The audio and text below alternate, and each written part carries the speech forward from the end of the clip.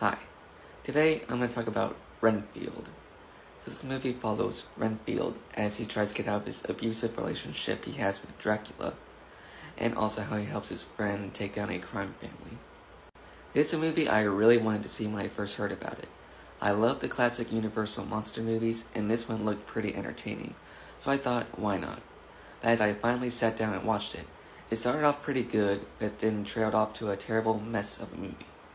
Firstly, for a movie that's about Renfield and Dracula, it barely has anything to do with them.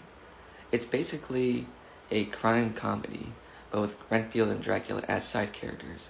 You could take them out and it would make no difference. And even if you try to ignore the fact that it is a Renfield movie, the film itself was just not entertaining or good in general. Also, there's a lot of weird camera work and editing. Like, during these action scenes, there was a lot of close-up shots that made it very hard to focus on what's happening. Also, during certain portions of this film, there were scenes that started off in one way, then it cut away to a different part of it, without showing what happened in between those two. The special effects weren't that good either. There was a lot of blood and gore in this film, but to me it looked like something out of a PS2 game. The acting and characters weren't that good either. It didn't make me care for them or get invested.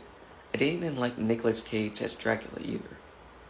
Also, there were some really pointless scenes and lines that could have been cut, but they didn't. I really wanted to like this movie. Like I said, I love the classic Universal monster movies from the 30s and 40s, but I felt this film just didn't do the characters justice. I wish Hollywood would start putting the classic monsters in movies that represent them best, not stupid comedies or action movies that have nothing to do with them. And the fact that this movie even exists retcons an important scene from the Dracula movie from 1931. In fact, go watch that movie, not this one.